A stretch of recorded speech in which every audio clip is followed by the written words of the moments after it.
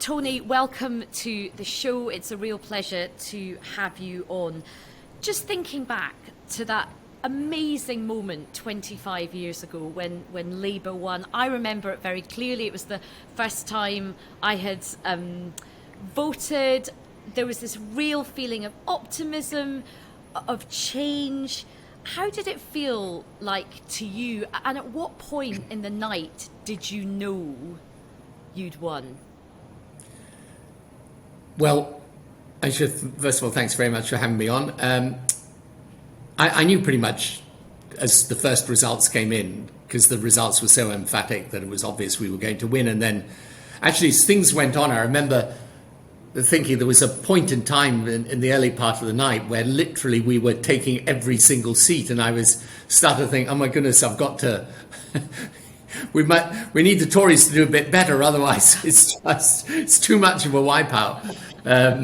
So that feeling didn't last long, obviously, but no, so I knew pretty early on. And then it was very surreal because there was this obviously great hope, expectation, optimism. You know, there'd been 18 years of Conservative government. People thought they were never going to get put out, and then they were put out. But for me, it was just the weight of responsibility and the fact that I now realised I was going to have to govern, and governing's a lot harder than talking, which is what opposition's about. But I was probably the only sober person around, and that night, they're certainly around me, and although I was having to, in a sense, engage with the general state of euphoria, I didn't really feel very euphoric myself. I felt quite burdened, actually. Did you feel lonely? Yes, I did, because I suddenly realised, look, okay, I mean, this is, now it starts for real. I was aware enough to realise that however much optimism politics begins with, it's always governing is a grinding, hard, difficult task, and people are going to criticise and attack you, and however, I often say to people the journey of leadership in politics is that you start at your most popular and least competent, and you end at your most competent and least popular, so more capable at least. But I think for me now, I was, it is quite a lonely position. I mean, it's a position you shouldn't complain about that because you asked for it, but it is. And you mentioned there about it's sort of your point of your greatest popularity but least competency. And when you became Prime Minister with this astonishing landslide, you had no experience of being a government minister. What was that like and psychologically, to go from a party which had been really in opposition for such a long time to suddenly in power and ruling? What was that like?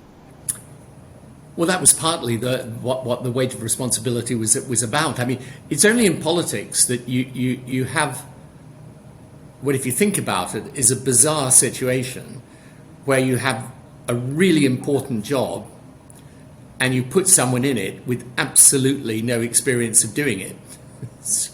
You wouldn't do that in any other walk of life, but that's politics, you do it. So the one advantage I had was that I'd spent a lot of time thinking about it. I knew what type of government we were going to be, and I knew what our priorities were, so that's a big plus. And also I've been running the Labour Party and turning that round, so I had quite a lot of executive experience. And it's not in the same league running a party as running a government, but if you can run a party well, it's at least some indicator you might be able to handle the stresses of government. Did you ever have imposter syndrome at any point? What's that? Tony, I love that answer. Most women know exactly what imposter syndrome is. It's when suddenly you're like, why am I here? Can I do this? This is... Oh, right. I see. Yes. It's a lot I've still got to learn.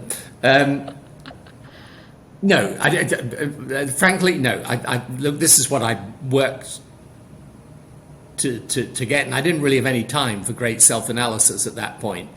So no, I knew it was me. I knew I had to do this task, and And I knew we had to create straight away, especially with the landslide, the feeling that we were elected as a new type of Labour Party and would govern as a new type of Labour Party. And that was very important to me because, a lot of people criticise my time in government, obviously for lots of reasons, but often from the left they criticise us on the basis we didn't fulfil a promise we never made. I always made it clear we were going to be a different type of Labour government.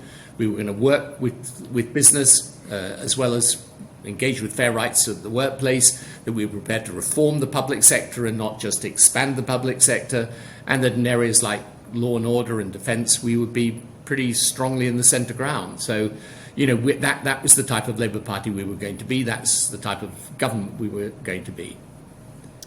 And I just want to take you back to something you said there about your time preparing, running the Labour Party. What was it like for you? And you didn't do it yourself, you had a great team of people around you. What were some of the key things you had to do when you became leader to turn the Labour Party into a not just a functional, high-performing political operation, but a winning machine? Well, it became a winning machine partly because we turned it into a high-performing organisation, and we made huge changes in the management of the organisation. We decided very early on we were not going to rely on the trade unions for all the funding, so we expanded our funding base. We engaged in completely new methods of campaigning. We engaged in strategic communications differently. We built a whole set of partnerships with people outside the Labour Party in order to give us the depth of knowledge in certain areas. So even if you didn't have a detailed policy platform, you at least had certain clear, directions. Things like Bank of England independence and so on, we had already thought about before we came to office because we'd been engaging with people who'd helped us and educated on us. And then, frankly, obviously there was changing the constitution of the Labour Party and then making it clear that what was going to get, this is quite an important thing that we did, I think, making it clear to people that what would get you on in the government that I would be leading was doing the job well, not playing the politics. And one of the things is one of the reasons I spend, my institute basically works on helping governments with the challenge of government, because I always say to people the hardest thing about government is getting anything done. You've got vested interests, you've got bureaucracy, you've got politics, everything gets in the way of doing the right thing. And the task of government is to either bash through those things or circumvent them so that you can get something done. So it was very important for me right at the outset to set a sort of tone for the government, which meant that if you wanted to get on, you focused on the job. And in your time in opposition, before you were in the shadow cabinet, obviously before you were leader, you really joined the Labour Party when it was on its knees. Michael Foot, you stood in Beaconsfield before you got selected in Sedgefield. We know you as Labour's most successful leader, but what was it like in those hard yards of opposition? And did you ever think about throwing in the towel at any point? I never thought about throwing in the towel. I was absolutely, obsessed with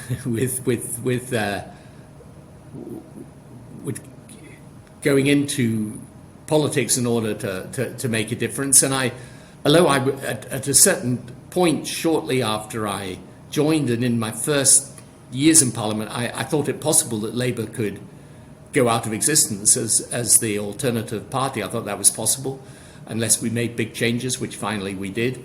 But it was a very dispiriting time, and I learned a lot from it. And for me, the greatest tragedy of the past few years has been literally to repeat that dreadful thing that grips progressive parties, and I'm afraid the Labour Party has got a particular appetite for, which is to finish a time in government for your activists to believe that the government's betrayed them, and then to start a leftward march into political irrelevance where you hang about for several years before you realise you better get back to being relevant.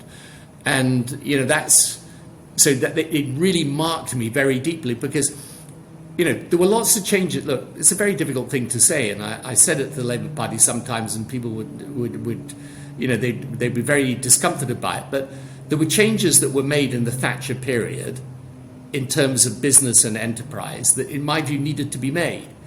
But there are a lot of changes that could have been made whilst taking much more care of people and being more compassionate and making sure that the social dimension of what we were doing was also taken account of. And we weren't able to do any of that because we were in opposition. And those years after I got into Parliament, the thing that was just imprinted on my mind the whole time was the impotence of the situation. And so, of course, you've drawn the parallel with where Labour is now. I mean, what is your advice to ambitious Labour politicians now? I mean, will there ever be a Labour government again, do you think? Do you think it will happen in your lifetime? Yeah, no, I'm sure it will, but it will happen if the changes the Labour Party started to make now under Keir Starmer are deepened and intensified. Because, I took over the leadership of the Labour Party after Neil Kinnock and John Smith, both people I respect enormously and who did great things for the Labour Party. I mean, Keir's taken it over after Jeremy Corbyn, and really the degradation of the Labour Party as a serious governing entity. So, he's having to make a lot of change and has made a lot of change. I think one of the things that people miss is, he's taken good control of the Labour Party. And I think the challenge for the Labour Party now, but it's in a position where if it wants to, it can meet that challenge, is to articulate a clear forward agenda for the country. And that will be, of course, you're not going back to the past, but Labour's always won when it's managed to unite a traditional Labour vote with that aspirant, middle class. And it's always the same thing. And even today, when the loyalty vote is less than it's ever been, that's even more important. And I think you only get to power if you build out from the centre. And the single biggest problem with British politics today is that in an era where, the old distinctions of left and right have never been less relevant, British politics, right and left, for the first 2 decades of this century, got a severe dose of what was essentially 20th century ideology. And in terms of how you think Keir Starmer is doing, so much going on at the moment with the Conservative Party, Partygate, a bigger issue, cost of living. I mean, many people are saying Keir Starmer should be doing better in the polls. Keir Starmer, to get a working majority of just one, he needs to do what you did in 1997. Lots of people are saying he should be doing better in the polls. What do you think?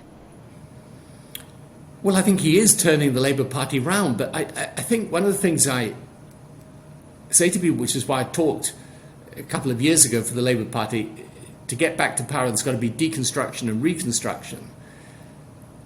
I don't want to keep going on about it because obviously I've got a particular view of it, but you can't put forward Jeremy Corbyn as Prime Minister and then you get that terrible defeat and you kind of go, well, okay, anyway, moving on. I mean, no, the public will require convincing that Labour has understood what was unacceptable about that period and has really made a change. And that's what Keir has embarked upon. And as I've got to know him better in his time as leader, I mean, I've got a genuine respect for his toughness and resilience. And he's created the space now where you can occupy it with a modern policy agenda, because in the end it doesn't, I think the country does believe that the Conservatives should be put out. I mean, maybe I'm wrong, but I think there's a lot of people who, in the middle ground of politics, who aren't tribal, either Labour or Conservative, who would say, no, these guys don't deserve to carry on governing. But they'll only make the change if they think Labour is ready to govern. And it's that last bit that is the challenge for Labour. But I think, Keir's doing a very good job of making us, fit for that challenge and ready for it. But when you realise where we've been as a political party, you realise it's a big task and not an easy one. It's a much tougher task than when I took the leadership in 1994.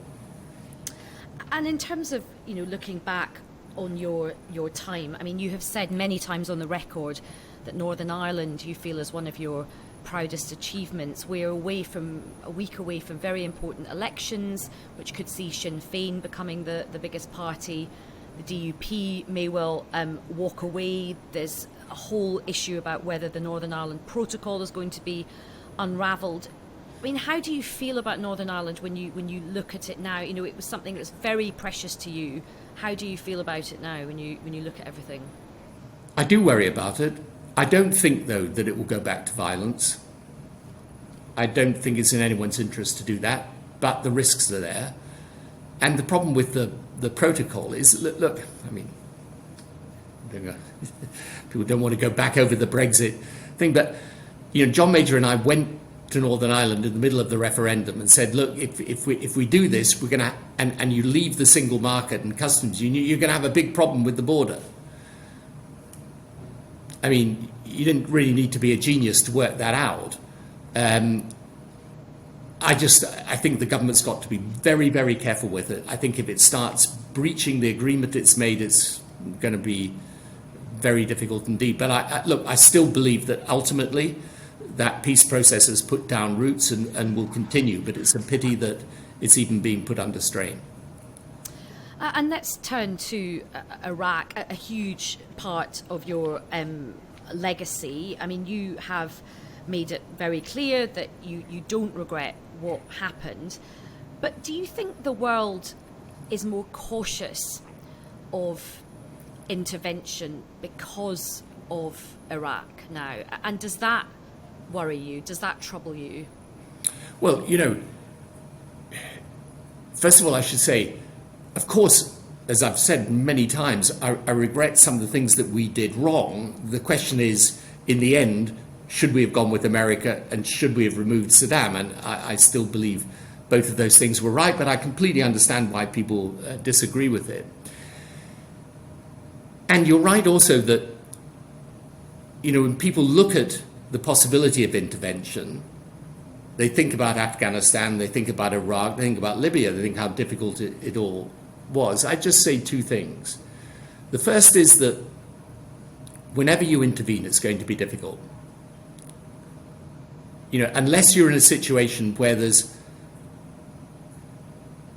a bit like the intervention we did in Sierra Leone or the previous one I'd done in Kosovo, unless you're in quite a special set of circumstances, interventions are always going to be difficult.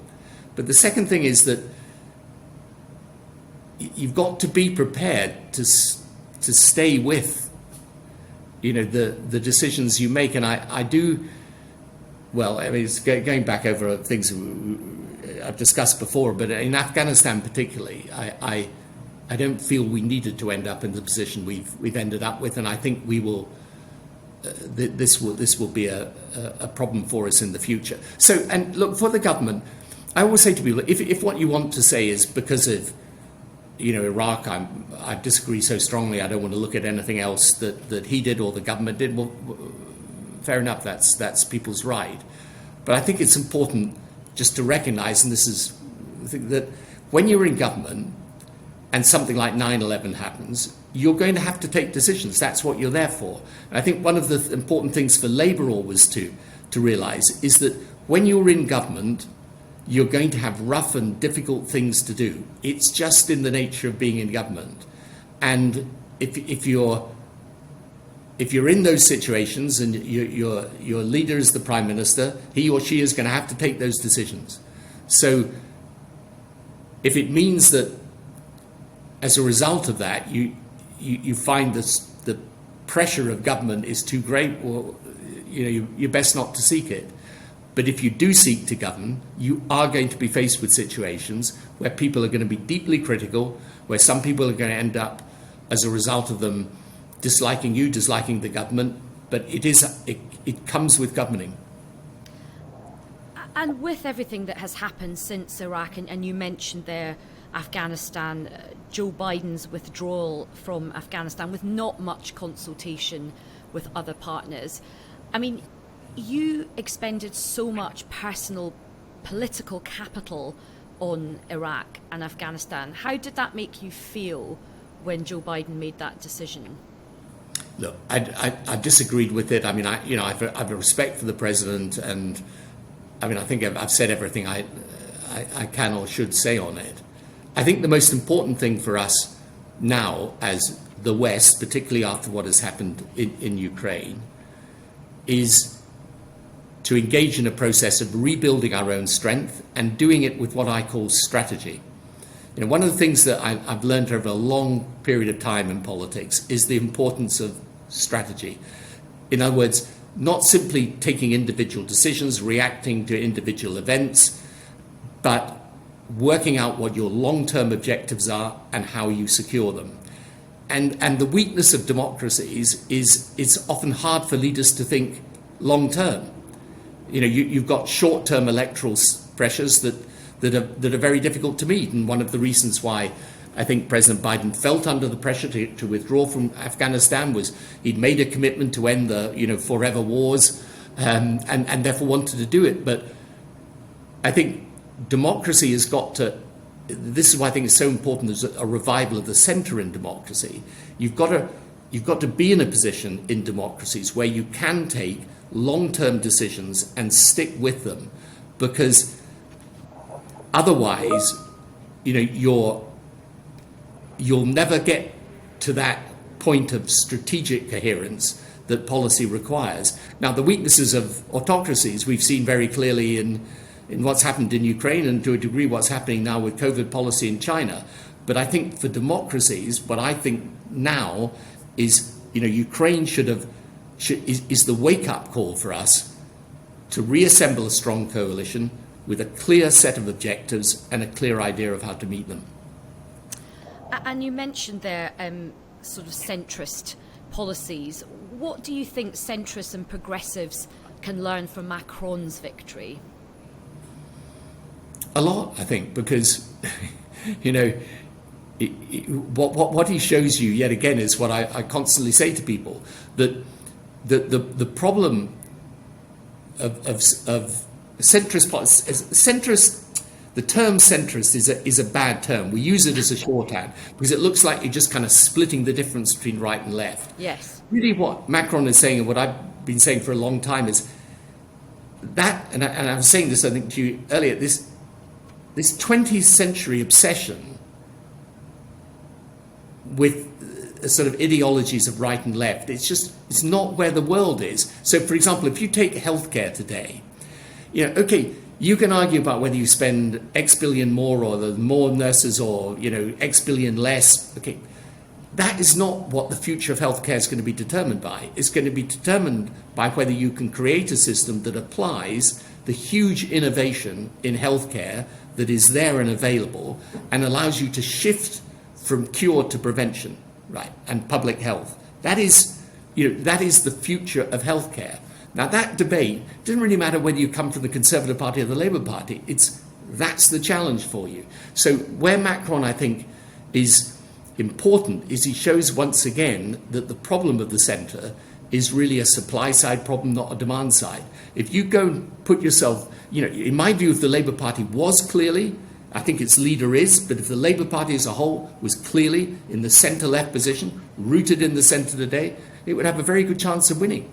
But can I just put a sort of slightly different view back to you, which is that some people say one of the reasons why Labour did lose its way was that a lot of people looked at it and said, well, where's the difference between the Labour Party and the Tory Party?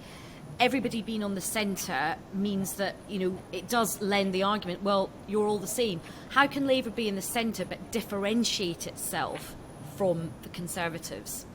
Well, very easily in the way that we did. I mean, we made massive investment in education and healthcare. I mean, NHS satisfaction levels when we left office were the highest they've been since the beginning of the health service. I promise you they weren't in 1997. We did things like the minimum wage. We never had one before, right? We made all the social changes. We did the Good Friday Agreement. Sure Start centres and help for poorer families. It was we made masses of changes.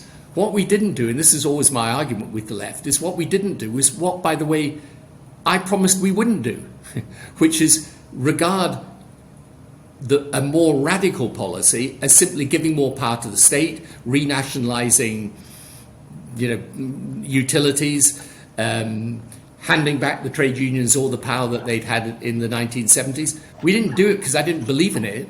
And one of the things that I think is really important for the left today is to understand that in this world of technological change, it isn't about getting more power to the state. It's about empowering people, particularly through the harnessing of technology. So, this is, of course, people on the left always say this, but the truth is we've made a huge difference as a government. Though, let me just make this point to you, because I think it's really important for the politics of our country. I don't regard it as a job of an incoming Labour government as to take everything a Tory government has done and throw it out the window. And really, for the future of the country, some consistency in policy between different parties is a good thing, not a bad thing. So the fact that when we came into power in 1997, I said, look, we're not going to reverse all the Thatcher reforms. What we're going to do is rebuild the public realm. That's our job. And make society fairer, open it up to more liberal, open-minded thinking, secure our position in Europe, secure our position in America, build a high profile as a leader in the development space, because this is what I think will do good for the country. So some parts of that legacy we kept, some parts of it we changed. But I think that's a good thing, not a bad thing. I think the most foolish thing that governments can do is go in and say, right, it's year zero. Everything the other. This is, by the way, one of the problems that America has now with its foreign policy.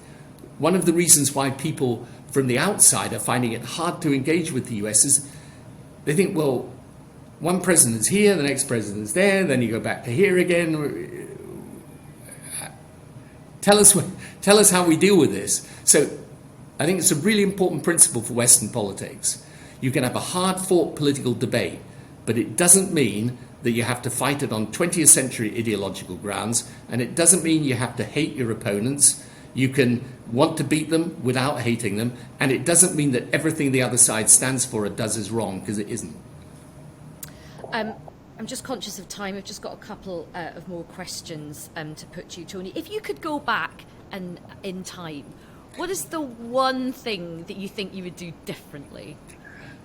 There's no point in ever answering that question, because there's a myriad of, look, I tell you, let me answer it in this way, which is not really an answer, but it's what I want to say.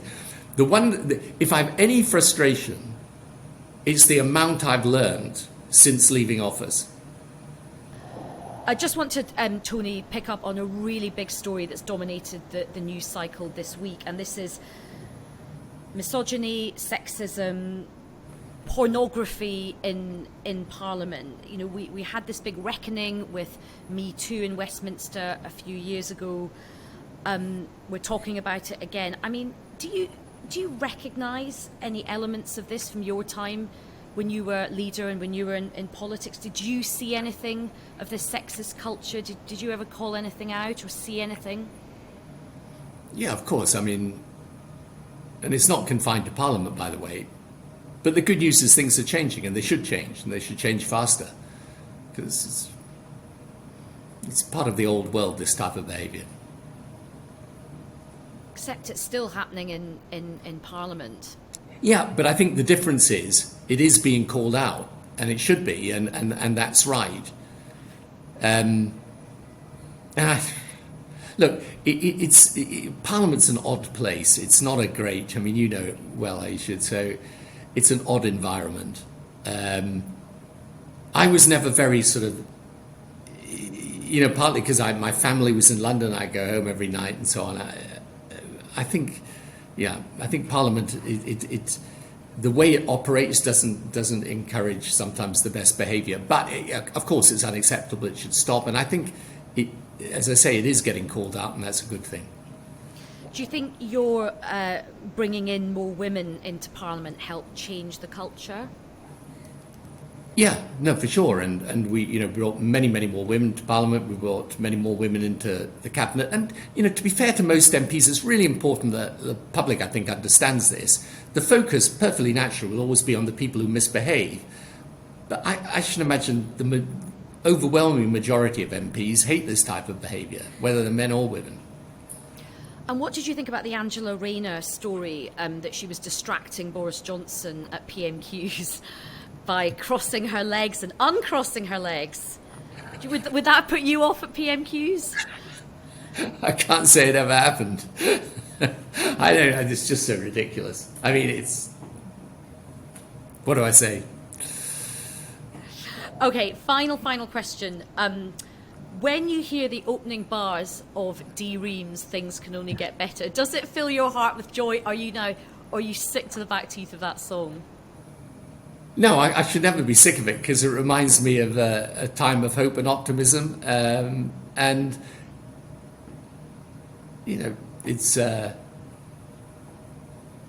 I like to think, at least in some respects, things did get better. Tony, thank you so much for your time. Really, really, really appreciate it. Okay, Ayesha, many thanks. All the best.